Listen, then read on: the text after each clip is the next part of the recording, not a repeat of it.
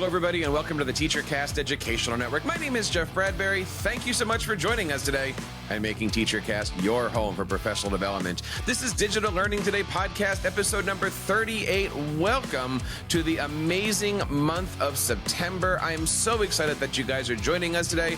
Every single Wednesday, my co-host Diane and I get together and talk all about digital learning strategies, how we can use digital learning tools in the classroom, and I am so thankful that you guys are here today. We have a fantastic topic. Today we're talking all about backwards designing.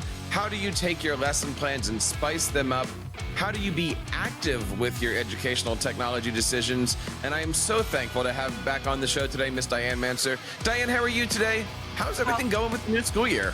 I'm doing great. Thank you so much, Jeff. Oh, it's off to an exciting start. One of my favorite things is seeing the students that I had in previous years. So, yes. There's been a lot of that recently, and that's one of my favorite things to look forward to every school year. So I'm doing great. And how are you today?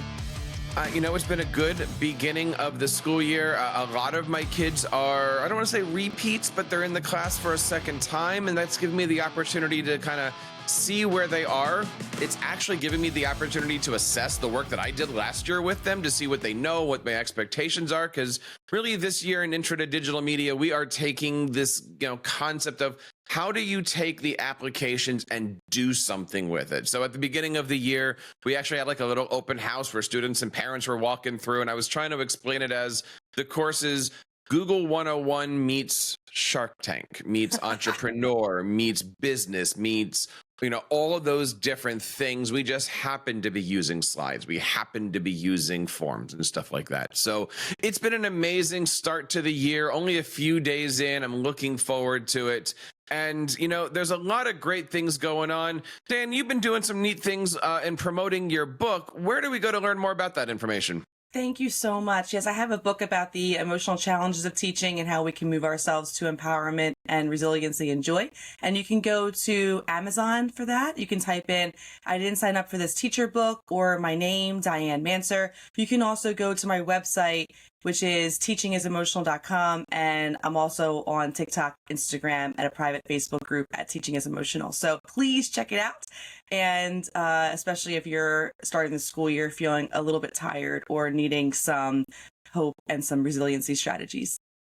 I will absolutely make sure that all those links are over in our show notes. Again, Digital Learning Today, episode 38. Diane, before we start, I know there's a lot of people out there listening to this show that have some great ideas for ways that they're using digital learning technologies in their classrooms with their students for productivity. If you'd like to be a guest, head on over to teachercast.net, hit that contact form, fill it out for us. We would love to meet you and would love to have you, your class, your students, anything like that featured on the show. Now, Diane, this is my second semester doing Intro to Digital Media. I had the opportunity a few years ago teaching in a different district to do the course. So I'm looking forward to kind of spreading out a little bit, trying new things. One of the new things that I'm working on right now is a digital learning passport. This concept that once kids get a skill, they get a badge. The badge goes in the passport. And I've been doing some things over the last few days of trying to figure out, how do I build out an entire 18-week curriculum where at the end of the year, every single app is accounted for, every single level of these apps. And I try to do like 3 or 4 different levels per app. How do I make sure that that's there? Essentially, what my thought is for this middle school class is that by the time you're finished, these middle school students can take and successfully pass the Google Level 1 test, and if possible, even the Google Level 2 test. So I'm working my way through all this, and I've started to do it by backwards design. Now, have you ever had a chance to do anything through backwards design, backwards thinking, backwards planning? Oh, yes. That's one of my main strategies I use in my classroom, not just content, as you're speaking about right now, but also in terms of classroom management and also my own personal self-management. So yes, I'm very familiar, and I can't wait to talk to you about this today. I also love your passport idea. I'm going to be sharing the resources for this passport in our newsletter. I haven't had a chance to put it all together yet because I'm still building things. But if you're interested in checking all that stuff, head on over to teachercast.net/newsletter. You can sign up, and when we have a chance to get that stuff together, it will be there. Also on our newsletter, we are working together with a bunch of ed tech companies to give you guys ed tech discounts. So the first one that we're working on right now is S'more. If you head on over to teachercast.net/get-s'more, you can now get $20 off your next subscription for S'more on any size offer. Check that stuff out today over at teachercast.net/get-s'more. Now, Diane, there's a couple ways that I'm taking this. I'd love to kind of hear how you're taking this concept, but usually when I'm thinking of backwards design, the easiest way to start this is, of course, starting at the end. What do you want them to know? What do you want them to accomplish? Wouldn't you say that's the best way, or do you have another way of doing that? No, absolutely. It's always that matter of where do you want them to be at the end of a specific unit or skill, or even like you're talking about an entire semester design, which I think is the most profitable. And it brings about so much more clarity in our classroom and purpose, and also time management too. So we don't find ourselves getting too hung up in perhaps one unit or maybe one specific part of a unit. And the next thing you know, we're hustling something else, or we're at the end of a school year or a semester and we're recognizing like, oh, I only have 3 weeks left and I have so much more to cover. Doing that backwards design does help to save us from some of that stress. And then it also brings much more purpose. So yeah, it's always going to be, where do you want them to be at the end? And like you've already mentioned, perhaps there is some sort of like assessment goal at the end too. So I'm leaning towards this test. I'm going towards this end project. Therefore, I need these steps along the way so they can get there and they can be successful. And I feel that I've also accomplished my job in teaching them these skills as well. When you have that desired goal at the end, I always figure out what that is by looking at our standards. Mm-hmm. Now, anybody who's been listening to any of our shows here, whether it be this one or Ask the Tech Coach show, the ISTE standards are the benchmark. Looking at those digital learning standards, which there are 9 or 10, I don't remember the exact number right now, but I mean, the ISTE digital learning standards for students are that benchmark. That is our keystone right there. And by looking at that, we can figure out what we want our students to be. Are we going to be digital citizens? Are we going to be communicators, learners, like all of those different things in there?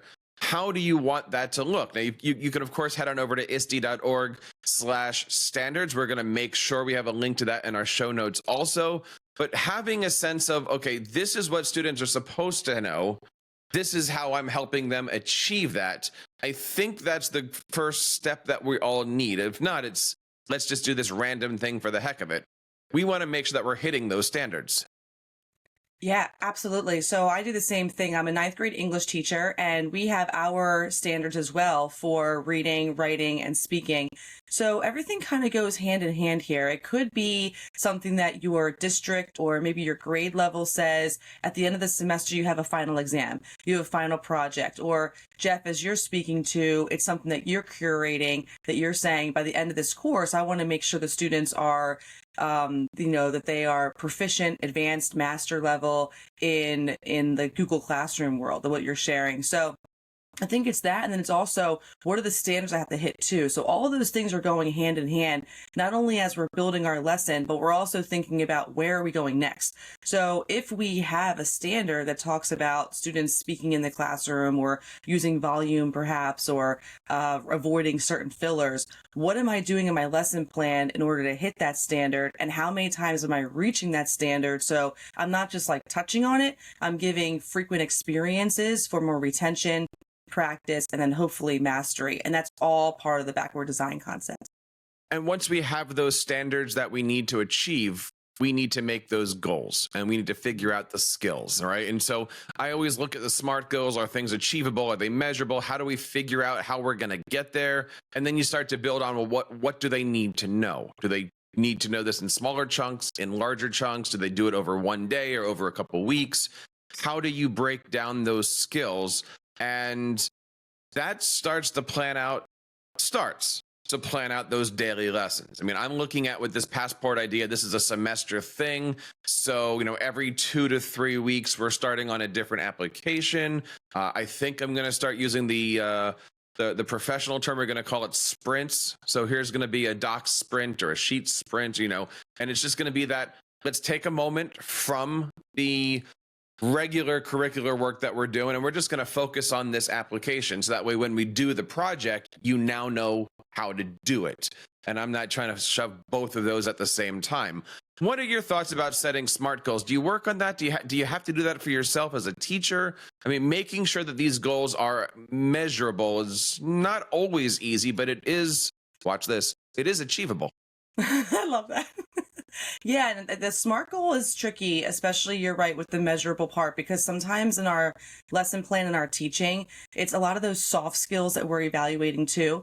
And that can happen to me in the English classroom, especially teaching at the secondary level. I'm not always assessing like their reading level, perhaps. Like if I were in elementary school, it is like, are you hitting certain benchmarks in reading?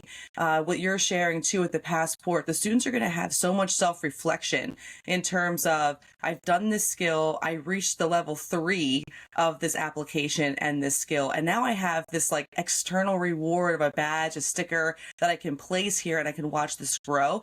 Everyone loves that. That's just going to go into our human psychology. So I think what's really important is recognizing, like, are they achievable?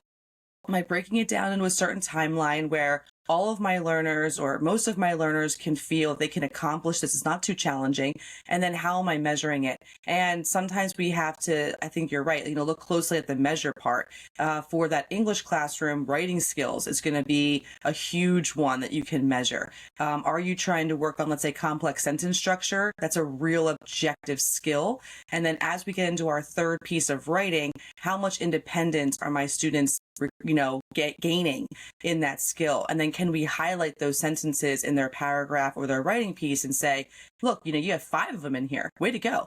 3 weeks ago, when we just learned this skill, you were needing me to give you the model to get 1, and you've done 5 on your own. That's measurable. It's achievable. It takes those couple of weeks, but it also requires the backward design to say, I want that skill in their writing. I have to teach it, introduce it, provide practice, and now we're working towards application of it.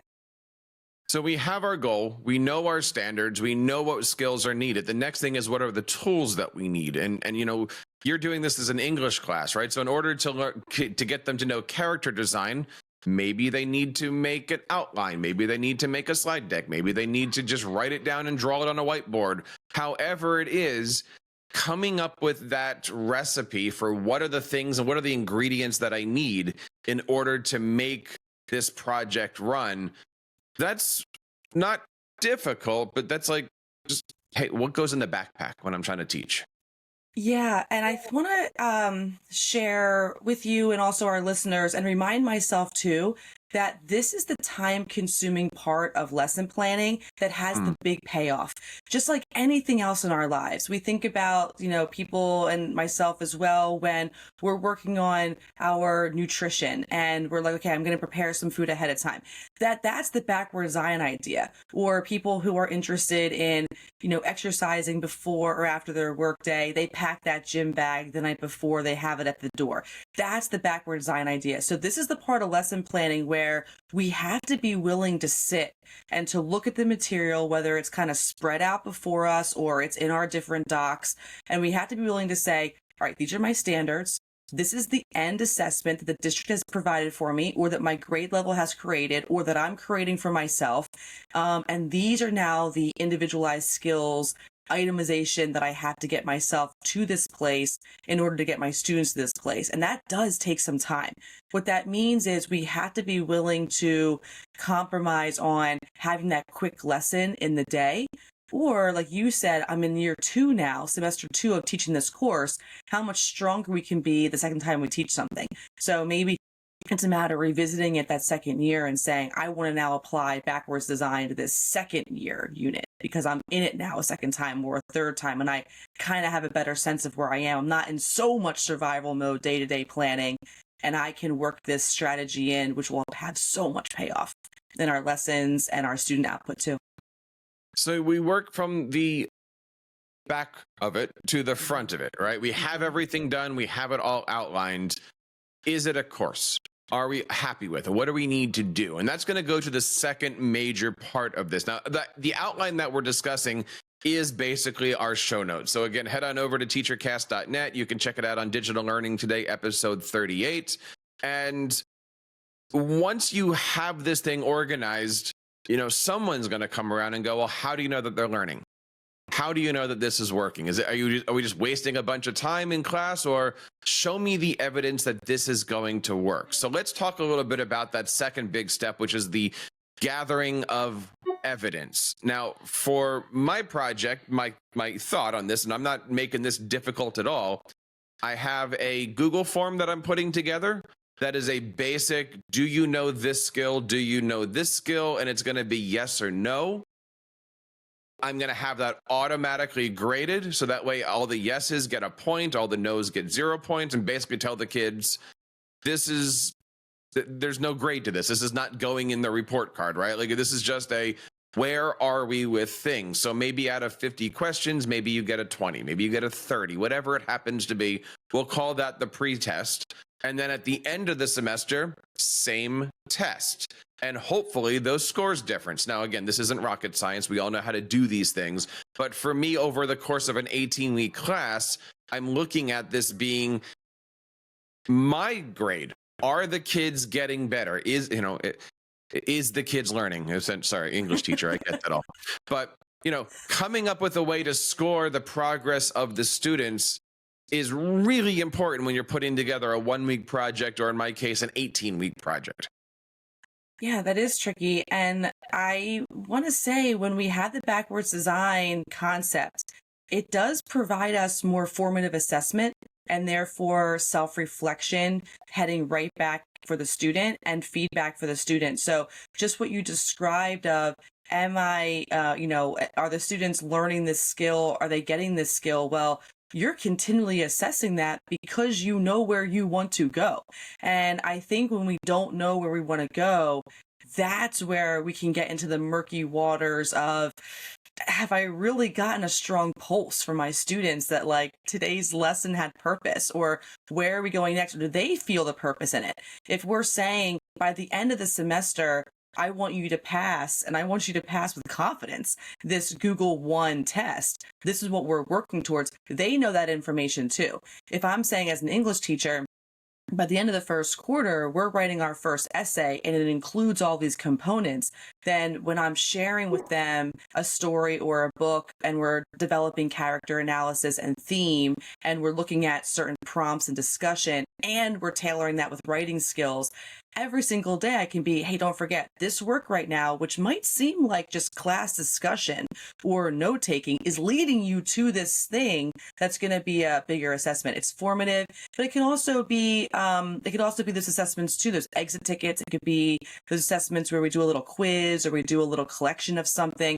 All that matters. But I love your point about that badge, that sticker, that immediate feedback that shows the students, this is where I am too. And not only do you see that as a record, they see it as a record, and then they can also sort of see a comparison of peers as a record too. One of the ways that I like to keep this organized is through Google Classroom. Now, if you're a Microsoft school, you might be doing it through Teams, but it's the same concept. One of the things that I'm working on this year is to create what I'm calling a sample Google Classroom. And I'm doing that for a couple reasons. Number one, when I create an assignment, I'm putting it first in that sample classroom. Then, as the year progresses, as I need to use that, I can just literally pull from that and distribute it to my other classes. At the end of the semester, I can archive all of the classes, and that sample is still there. So it's actually going to be saving me time this year, because I don't have to worry about archiving things and then where did I find it, and it's all here. Now, again, anybody who's known me and who's listened to the show knows I teach everything off of a Google site. So, site is my teaching stuff. I put my slide decks, I put all my research, I put all my information, I distribute it through Classroom, and I'm always trying to find out ways to speed this process up. Kind of weird. I like to leave around, 3 o'clock when the bell rings, right? Like, I'm not one of those, let's stay till 6 o'clock kind of guys. I want to make sure that everything has its place. So if you are looking for some of these digital learning strategies, please feel free to reach out to us over at teachercast.net. Hit that contact button. Be happy to show you guys some of these things. And if there are topics that you guys like, hey, maybe we'll make a video, pop it out on YouTube here. So different ways that we can make that evidence of learning process even easier. So let's hit that third stage here, which is designing the actual content. for instruction, figuring out, okay, on day 1, I'm doing this, on day 3, I'm doing this, on day 5, I'm doing this. It's all about the teaching methods. It's all about trying to figure out what you want to do. Now we're into that nitty gritty, that fine details. How do you manage that when you've got an English class of high school students, but you've also got multiple high school teachers teaching the same thing? How do you manage all of that and try to stay on task? Yeah, it's a great question. And one thing that helps me to stay on track is, I know we keep going back to it, but is this backward design approach? Because it's the concept of like, where am I going? For me, we have common level, grade level assessments. So I know by the end of a unit, I'm giving the same assessment that my colleagues are giving to the same grade level. And then we're doing a data comparison. So I recognize that, my students are going to take this test. It'll be independent, or they're going to do this writing prompt. It's going to be independent. And then as a group of 6 of us, we're going to sit down, we're going to compare all the data. So for me, I have to see, like, how many of those do I have? I have 5 in a semester long course that's 20 weeks long. So it allows me the opportunity in those daily lessons to ask myself the most important question: is the activity that I'm designing right now, in order to get the students engaged and interested, that's so important for our high school students in terms of their motivation, their purpose and buy-in, do they see this as valuable? That's so important too. And then, is the activity that I'm doing checking those boxes, and is it leading me to a skill development, perhaps a practice development, like, hey, I'm going to have you speak, that's practice, or is it bringing me closer to that assessment that we're doing? That allows me to make the activities that I'm doing in class meaningful and purposeful. So I'm not just throwing something out that doesn't have as much value to it.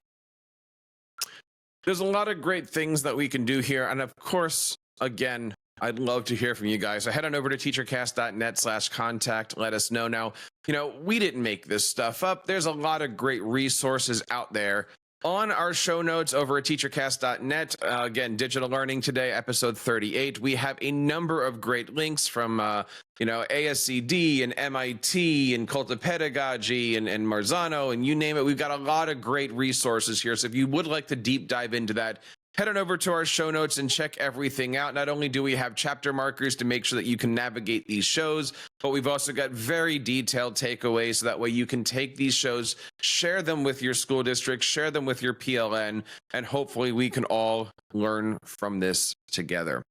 Now, Diane, as we're going through this year and as we're starting to head through September, it's a matter of really pacing ourselves. I know from myself, I want to get everything done yesterday. And I keep having to take a step back and going, you don't have to plan Unit 7 tomorrow. Like, breathe, spend time with your students, figure things out, meet your colleagues. But I mean, like, I know, like, I have so much time for my prep. I'm planning December already, right? Like, I'm trying to plan out what the October dates are going to look like, just so that way when I get there, I can be working on other projects or other details of the course. How do you start to manage the fact that, okay, we are now in the middle, but the beginning of the middle of the school year? How do you start to breathe a little bit with everything that goes into teaching 9th grade English? It is tricky, and there is that ebb and flow. There's also that question I ask myself, like, where are we and when are we? I know this early part of the school year is just so monstrous, especially for incoming 9th graders. There's a lot of overwhelm. There's a lot of worry. There's a lot of emotional needs, sometimes within the students and families too. And I recognize, like, that's going to pull a lot of extra time. I also want to encourage our listeners, this backwards design approach does save time when you are developing it. So when you're in your prep period and you're looking at 30 emails, which I'm sure happens to all of us, or you have to run to a meeting or two, that happens to me sometimes, or you have to contact home, or you have to input grades, or you have to just do some grading and some reporting. the planning is taking care of itself because you know where you're going. We're no longer in that taxed, stressful state of like, what am I going to teach tomorrow? And what's the purpose of tomorrow? And what activity can I throw in there? I know what I want to teach tomorrow because I know where I have to be in 2 weeks. I know where I have to be in, at the end of the semester, as you're speaking about with your course. So yeah, I think in terms of managing it, it's writing down that list of like, what do I have to do today? Where am I going? And then being very accepting and encouraging about all that we're accomplishing in one day. Some of that work may have to carry over to the next day, and that happens, and that's okay. But I agree with you, leaving school at a certain time where it's comfortable, it's healthy, and then being able to move on to the next part of your day is something that will continue us in the long game of teaching and not erode us too soon with fatigue. On our next episode, we're going to be talking all about getting yourself organized for the school year. This is something that we talked a lot about on the Ask the Tech Coach show, and we're going to be specifically talking about some of our favorite productivity tools, those things that you're going to use to keep yourself organized, keep yourself on top of it. And I'm going to be sharing off some of my favorite tools. Diane, do you have a favorite productivity tool that we're going to be discussing next week? So I really like Padlet a lot. I also like ThingLink. I've mentioned ThingLink before. Haven't gotten a chance to mention Padlet, but that's one of my favorite ones. I'd love to be able to share it with our listeners. And we're going to be diving into one of my favorite tools, which is called Notion. If you haven't heard of it yet, definitely hit next week's episode. We're going to dive into it. What is it? How does it work? I've been working with Notion on our instructional coaches, and I have a big announcement about how we can be using Notion in our classroom. Lots of great stuff. Don't forget to hit that like and subscribe button. And please, if you guys are here for the first time, share this out with your PLC. Share this out with your school district. There's a lot of great things happening here on Digital Learning today. Diane, where can we go to learn more about the great things happening on your channels? Thank you. Please head over to teachingisemotional.com. And my work centers on keeping teachers emotionally strong, building our emotional strength, our resiliency, and our confidence so we can maintain the joy that we have in this profession and we can show up the teachers that we want to show up as. And you can also find a book. You can find that on Amazon. I didn't sign up for this, or my name's Diane Manser, and I'm on Facebook and TikTok and Instagram as Teaching is Emotional. Of course, you can head on over to teachercast.net, check out all of our Facebook posts, our Twitters, our LinkedIns. All that great stuff is over there. I would love to have you guys be a part of our community. Head on over to teachercast.net/newsletter and join us today. So that wraps up this episode of Digital Learning today. On behalf of Diane and everybody here on TEACHERCAST, my name is Jeff Bradbury, reminding you guys to keep up the great work on our classrooms and continue sharing your passions with your student.